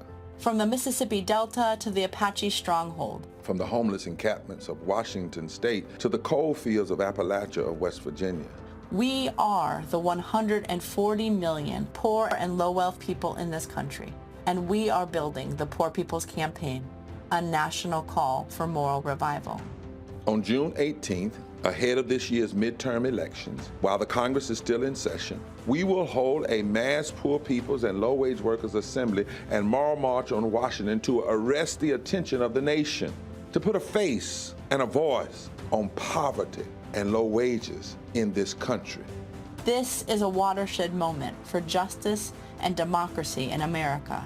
There are those who say that transformative change is impossible, but history teaches us that it is precisely in times like these that people must build a broad and deep movement from the bottom up. We must compel this nation to repent, to lament, and to see the realities that have been hidden for far too long. On June 18th, we will come together to lift the voices of the poor and low-wage workers who know that change is not only possible, it is essential for our survival. We will make the connections to show how systemic racism, poverty, ecological devastation, the denial of health care, the war economy, and the false moral narrative of religious nationalism and white supremacy are hurting us all. We will show the nation the faces of Americans who cannot afford to go back to normal. We will detail the policies that can move us toward a society that works for everyone. And we will pledge to go home and build power for transformative change in this year's election and for years to come. Because the question should have never been, how much will it cost to address poverty? The real question is, how much is it costing us not to? Somebody's been hurting our people. It's gone on far too long. And we won't be silent or unseen anymore. Join us in D.C. on June 18th. Build with us for a third reconstruction in America. Visit poorpeoplescampaign.org. Hello, everyone. It's Kiara Sheard. Hey, I'm Taj. I'm Coco. And I'm Lily. And we're SWV. What's up, y'all? It's Ryan Destiny, and you're watching Roland Martin Unfiltered. All right, fam. Over the weekend, I was in Miami for the Formula One Miami Grand Prix. Henry Peterson and I went down there, got a chance to go on the track, check things out. It was an amazing experience, folks. It was the first time they had the Grand Prix there in Miami. Incredible show there. And the deal is, people understand, in the United States, look, you have NASCAR, you got IndyCar series, but F1 is crazy huge all across the world, and they're really trying to go big here in the U.S. And so the people like Will.i.am who were there, ran into Michael Jordan, ran into Michael Strahan, Spike Lee, Robert Smith. We ran into a lot of different brothers and sisters. Michelle Obama was out there, Jamie Foxx, LeBron James and the crew. It was incredible, and I was invited by Willy T. Ribbs. Yes, I ran to Matt Damon as well. That was funny because Matt was being interviewed on ABC, and he was trying to speak to me and not do an interview. And so had a great time out there, and I was invited by Willy T. Ribbs. That's Josh Allen with the Buffalo Bills. And Willy T. Ribbs, of course, a history maker, first African-American ever raced in the Indy 500, has been in auto racing for a number of years, and he's been hired, brought on by F1 to be one of their ambassadors and really try to drive diversity, if you will, in the sport. Willy, what's happening? How you feeling? All right, you there? Hello. Gotcha. Audio wasn't up there. So there we go. So man, first of all, it was an incredible experience being there in Miami. And just explain to our audience, I first got really introduced. I mean, I know about Lewis Hamilton, saw stories, but it really wasn't until I watched the Netflix special that really got me involved. Henry Peterson, who our production here, he told me about it. And that show is hugely popular and has really introduced a lot of Americans to Formula One racing. that Drive to Survive special on Netflix has really broadened Formula One's base in this country, just like that. And to see, a lot of people have heard of Formula One, but they really never focused on it. And I saw a piece about you saying that you really never watched Formula One. You really never watched any racing. And when I saw that you got hooked on Formula One because of Drive to Survive, I decided, well, let me reach out to you and get you to a show live, because there's nothing like a Grand Prix live. It's like going to a Super Bowl. And when you talk about that, I mean, it was jam-packed. I mean, hundreds of thousands of people were out there, and they were in Miami. They'll be in Austin later this year, and they will be in Las Vegas next year. And so what are you hoping to do for F1 to get more African-Americans interested? We know NASCAR has tried to reach out to African-Americans over the years. I remember being a part of an initiative, about 15 years ago. It really didn't go anywhere, and you're laughing. It wasn't a sincere, the olive branch was not sincere.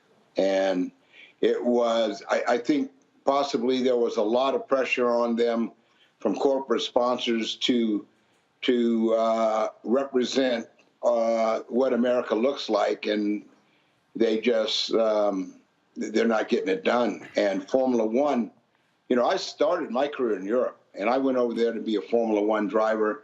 I was the first black man ever to drive a Formula One car in 1985, the same year Lewis Hamilton was born. So Formula One reached out and said, look, we want to increase our footprint in the black community in the United States and worldwide. So I told him, well, I know who to call. His name is Roland Martin, that is. So that's the beginning, and I'm glad you were there. When I found out that Michelle Obama, First Lady Michelle Obama, was right over the top of us in our suite, I knew that, and she came 2 days. Most people of that stature only come for race. She came for qualifying, and she came on race day, on Sunday. That says it all about Formula One. And and believe me, if Formula One didn't have its handout to African Americans, Michelle Obama wouldn't be there. Period. So so here's the deal here. You have there are people who they love the different teams. In many ways, they identify with the countrymen. You don't have any American drivers, though, in F1. The only person of color, Lewis Hamilton, who is, of course, he's British. He's a brother. So look, when Tiger Woods came into golf, there was a whole bunch of brothers and sisters who didn't follow golf who followed him. And so really, how are you conceiving this idea of getting African Americans interested in Formula One if there's no American or an African American to get behind? Well, there's got to be, first of all, a driver of color, period. And Lewis is the guy, and he's just not a name. Lewis is 7-time world champion. He's won more Grand Prix than any driver in history. He's won more pole positions. He's more track records. Lewis Hamilton is without a doubt the greatest Formula One driver ever. So having him, and he spends a lot of time in the United States, and he's pushing diversity, and actively we're looking for the next young driver to come into the series, preferably American, right?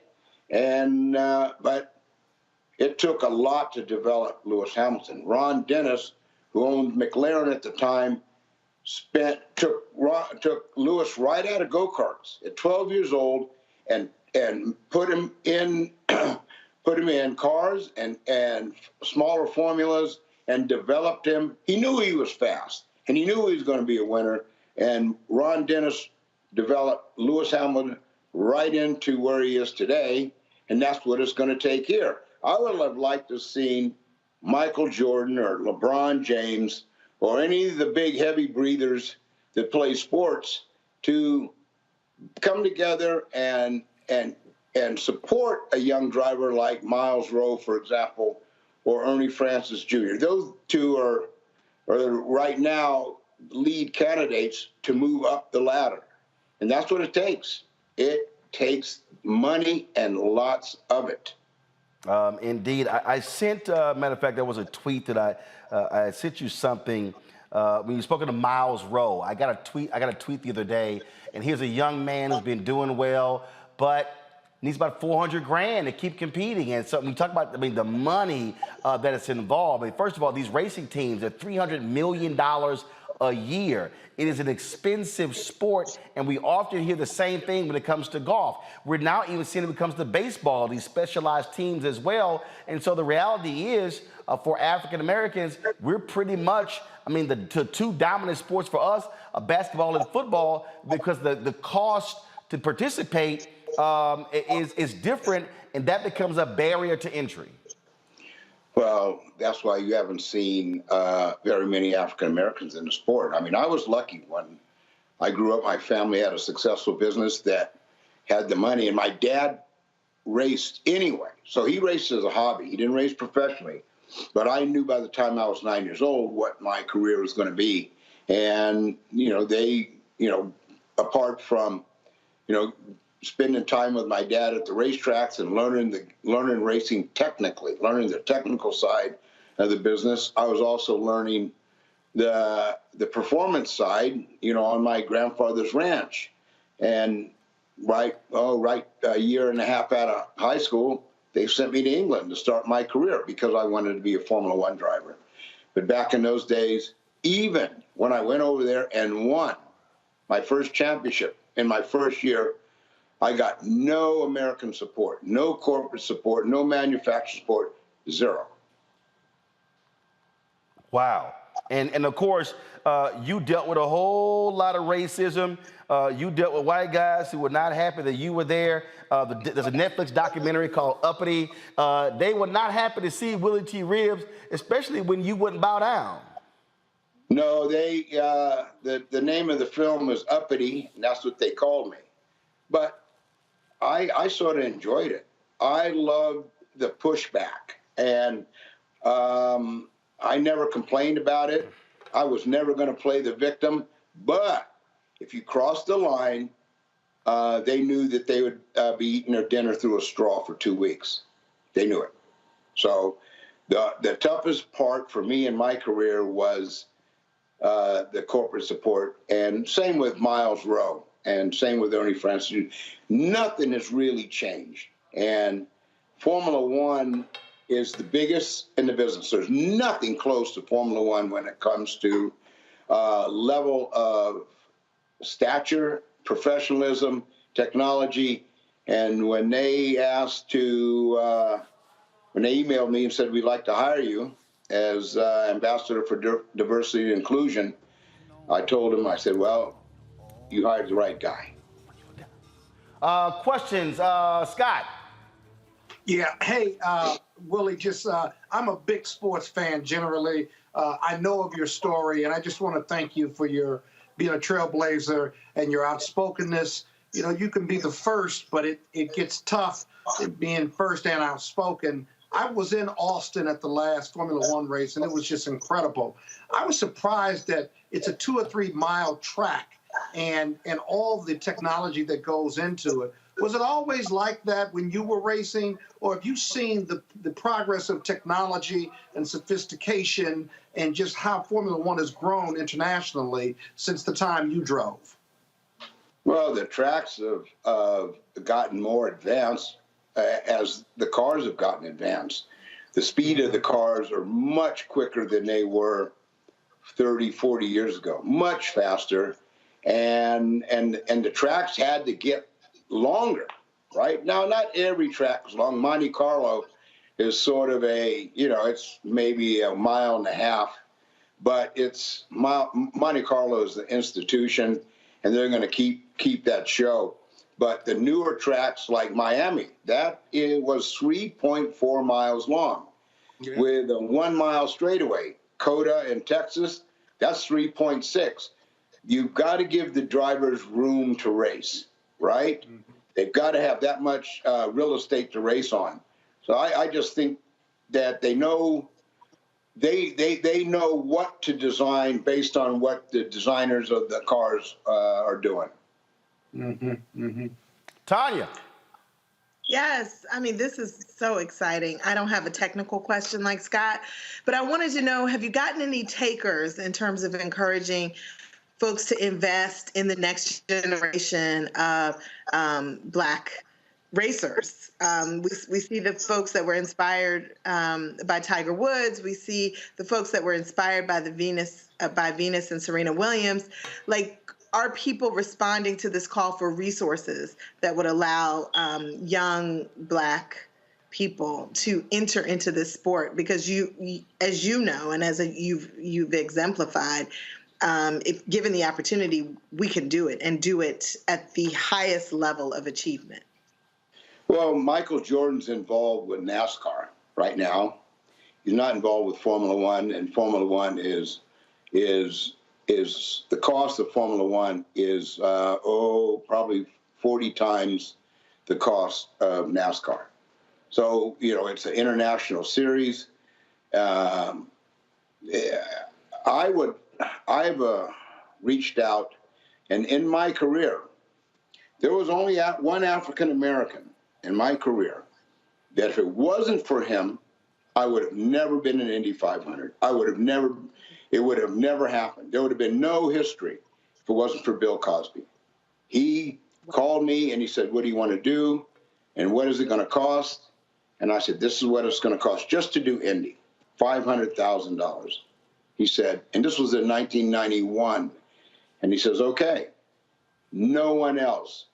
Even with all the publicity that when we announced in Tavern on the Green in New York, there was no one else that said, we want in on this. We want to be involved, because the more capital you have, the better chance you have to get across the finish line first. Yes. Well, indeed. Thank you. Well, Willie, look, I look forward to going to Austin for the next F1, and look, whatever we can do to help, and would love to see the next phase of what F1 does in attracting African Americans. I'm gonna push him. I told him, said, "You know who you're hiring, right?"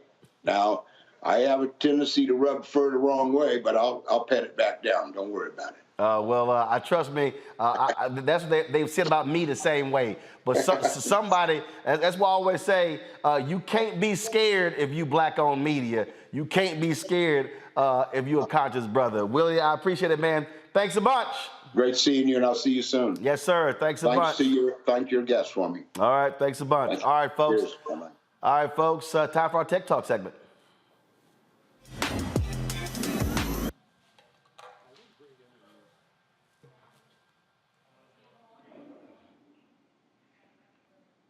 All right, not sure what's going on with the video there. There we go. Thank you. All right, y'all gotta explain to me why in the hell the video freezing. That makes no sense. All right, folks. Every Wednesday, of course, we have our Tech Talk segment where we focus on African Americans who are in the tech space. We brought you some great individuals who you may not be aware of. And so, and of course, y'all have been responding great. People have been creating apps and all sorts of different things. And so my next guest is in the same space. Glad to have her on the show. And that is one thing we're going to talk about here first. We were supposed to go to break, but I went ahead and just blew that off and just kept right through it. And so let's talk about how do you keep tabs on your badass kids? Now, some of y'all know you got kids who now, they with their friends and they driving around, they doing stuff, and you you kind of want to know what they're doing, and you're not trying to sit here and listen to them lie to you, because y'all know some of these kids lie. Let's not even front. We've all seen it happen. And so that is the case. I know we, of course, with my twins here, there was this particular app. What did my wife put? I think it was called Mama Bear or something like that. And so she actually had that app on my niece's phone where we even knew if the car they were driving and how fast the car was going. Well, a former school official wanted to better communicate with families about attendance and students' behavior. So she was like, you know what? We need an app. So Joanna Smith-Griffin, founder and CEO of All Here, joins us from Boston, Massachusetts. So tell us exactly, what is All Here? What is it all about? Okay, first of all, thank you so much for having me. So as context, All Here helps schools to provide 24/7 help and support to kids and parents through a smart texting-based app. So if you imagine that every student's family had a personal advisor to guide them through school, someone that knows the answers to all of the common questions, can speak multiple languages, and respond to needs and concerns right away, even at night or on the weekends, that's what All Here has built for K-12 schools. So it's a chat bot that makes 24/7 support possible for every single family in a school. All right, so when we talk about keeping up with them, how is it tracking them? In what way? So as a bit of background, I was a public school teacher, and the idea of like keeping track on those, as you said, like badass kids, was like top of mind. Because being present and engaged in school has such an impact on students' academic outcomes. So I got to see firsthand how kids who are missing a lot of class are treated often in a punitive way. And I wanted to build a company that helps schools scale, support, and help 24/7, that's equitable and treats the family as a valued partner in their child's schooling. So how All Here works is that it is a chat bot that plugs into schools' background platforms. So we're plugging into platforms that track things like grades, absences, and we can have conversations with families about their child's personal record over text. So right now, if a family sends a text asking how their child is doing in school, we can pull from those data points to have a personalized but still empathetic conversation that gets them the right information that they want at the right time, and immediately gets them a personalized guide to getting their child back on track if need be. Questions, Tanya, what you got? So I teach education law, and so I'm aware of some of the challenges that you certainly encountered as a teacher, and thank you for taking that experience and applying it in this context to provide support for parents who may be overwhelmed, particularly in the context of the pandemic. So what has the response been from parents? I saw some of the text messages where the parents are actually responding. I mean, just asking a parent, are they okay? Alerting a parent that the child has had a certain number of absences about which they may not have been aware could be groundbreaking. I have a 19-year-old and a 6-year-old. As a parent, I would love to have something like this that allows me to stay in contact and provides a resource for questions that I may have regarding my child and his or her education. So what has the response from parents been? And kudos for creating such a useful resource. Thank you so much. So we're currently being used in over 8,500 schools across 34 states, including some of the country's largest school systems. And the feedback that we've gotten from parents, so we actively text more than 2 million parents and youth every single day. More than 98% of them are engaging with us over text each and every day. The response has been overwhelmingly positive, as well as proven to have an impact on outcomes. So we were proven through research to improve attendance by 17%, to reduce course failures by a third, and also increase student GPA. But perhaps the most powerful piece of feedback that we hear from parents, especially in environments and contexts where there isn't a real atmosphere of trust between families and schools, is that, hey, this is a lifeline. And a lot of parents come to see our service as an advocate through helping them support and guide their own kids to and through school. Wonderful. Thank you. Scott? Boy, if you had this when I was in high school and grade school, what did the students say? Because if I'm a student, I probably wouldn't want this. And they're so technologically advanced. One, what feedback do you get from the kids who probably don't like it? And then two, how can they get around it if they have to or want to? Gotta be careful on that one. Gotta be careful of that one. So I would like to focus on the examples of how we help kids as well. So for example, if a child's bus is late, they can text the bot. Most often, if a child is texting us, they are in high school, so in grades 9 through 12. And what happens in that example is that we can help them navigate that transportation challenge. And if that child is still having trouble getting to school, we can alert the appropriate person school side to get them help. So oftentimes we become the intermediary between the student and what can sometimes be a more punitive way of handling whatever issue they face. The other example I would just add quickly is that as we are in the middle or the midst of a youth mental health crisis in this country, we often see youth use the service as a way to express feelings of overwhelm, anxiety, and we take great pride in being able to route the right student to the right support and resource at the right time. All right, then. Well, look. All righty. Thank you.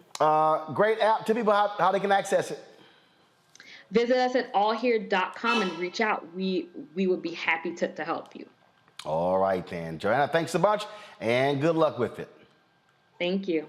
All right, folks. Final story, some sad news. The NBA is mourning the death of Hall of Fame basketball star Bob Lanier. The league says Lanier passed away Tuesday, surrounded by his family after suffering some health issues for a number of years. Bob Lanier played center for 14 years with the Detroit Pistons and the Milwaukee Bucks, gaining 5 consecutive division titles. However, his impact went well beyond the court. Lanier served as president of the National Basketball Players Association and as the league's global ambassador for more than 30 years. Bob Lanier retired in 1984, was inducted into the Hall of Fame in 1992. Bob Lanier becomes an ancestor at the age of 73. All right, folks, that is it for us. I want to thank Monique, Tanya, and Scott for being with us. Thank you so very much, folks. Don't forget, tomorrow I will be broadcasting Town Hall in Kansas City, Missouri, where we'll be talking about the racism being that black police officers are having in Kansas City. Of course, we had them on the show, the Kansas City Urban League, where they talked about this. And I tell you, it is a huge issue what these cops are going through in the police department. And so we are going to be in Kansas City for this town hall on tomorrow, beginning at 5 p.m. Central, 6 p.m. Eastern at the Robert J. Mohart Center, 3200 Wayne Avenue. And so, of course, you can RSVP. And so we look forward to having that conversation. Racism. So the Urban League of Greater Kansas City presents Racism in the KCPD, Addressing the Black and Blue Divide. So we'll be live streaming that right here on Roland Martin Unfiltered and the Black Star Network, folks. So until then, I'll see you. Y'all have a good one. Holla!